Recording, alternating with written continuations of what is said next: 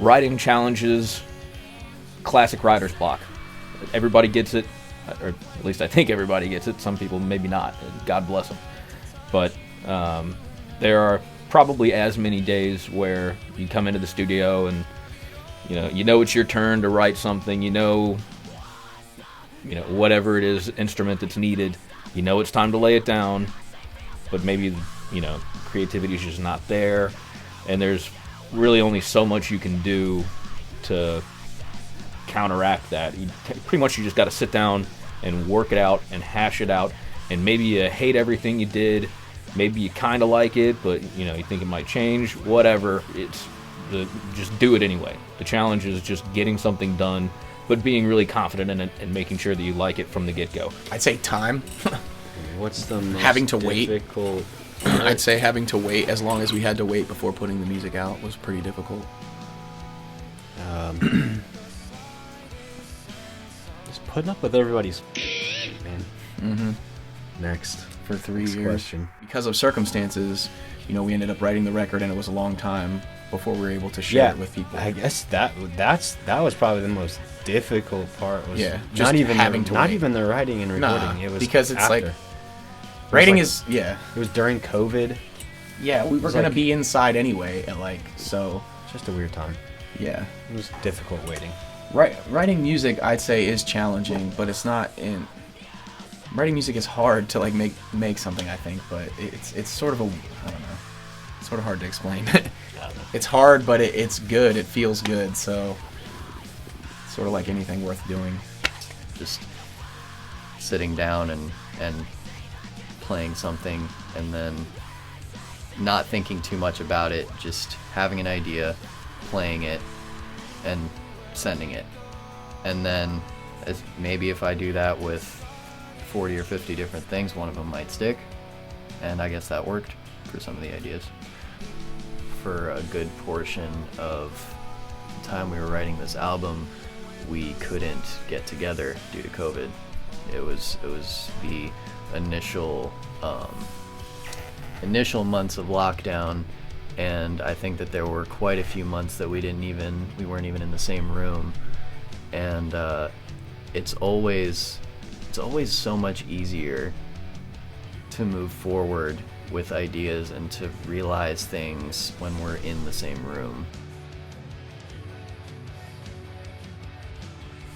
I think a lot of the reward for us comes from being able to share music with people and for it having some kind of an impact on their life, a meaningful impact. So right now we're at in a part of the process where we haven't been able to share the music with anybody yet. So, by this time I think they would.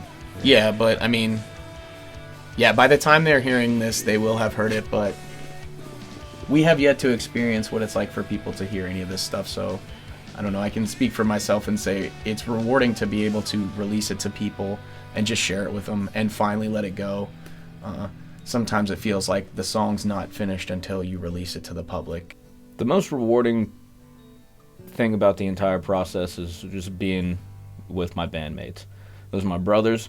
We have a great time together, and it's just always a blast, man. Even if things are like challenging, and if we're having to deal with a setback, or something breaks, something's lost, anything like that, it doesn't matter what kind of tragedy befalls us. We always have a good time together. There's always a way to fix it, and we figure that out. But yeah, just the camaraderie is easily the best part.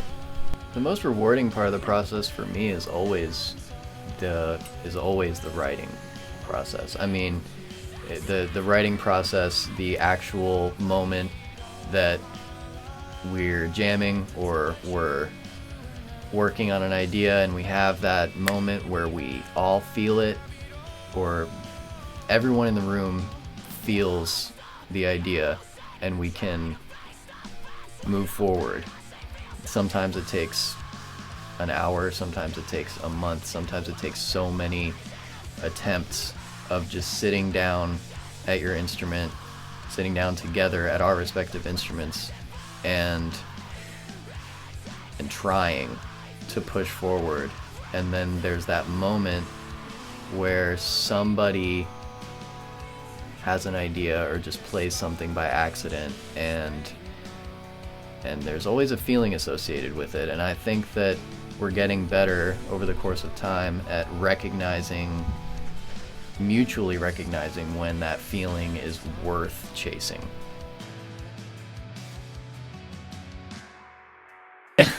It's cool to be able to work with Jamie on a lot of the final things that we do, because we live so close to him and we have sort of a different relationship with him. I think is we're able to be there a little bit more up until the final process. So honestly, the mixing it's fairly quick. We spend a lot of time with him just kind of dialing things in as far as vocal effects and levels before we ever really leave the studio, as we're recording and as the process goes along. So I seem to remember this album had about 2 rounds of mixes. Yeah, but like I remember like the first time we recorded with Jamie, it was like a lot longer mixing. We had a lot more like notes, but this time he like, I don't know, Jamie's a wizard anyway, but it's like I feel like it was easier process this second time. Maybe not for Jamie, but for us, he just kind of nailed it. Like when he's sent the mix back, it was like he knows what we want by now. He knows like the stuff that we like, and yeah, he's picked our brain, and he gets better and better too as time goes on. So, but also it's like if you think of what you want and you tell him and you can communicate it, he can do it instantly. So I think the biggest challenge is, having a vision as a band and knowing what you want. Other than that, he's the guy to bring it to life. I already knew going in to record with Jamie this time that I wanted to try and capture a natural room sound. I wanted more focus on the room sound, and I wanted it to feel more like you were kind of in the room with the drums and not like it was just one big wall of sound. And I think that Jamie definitely achieved that.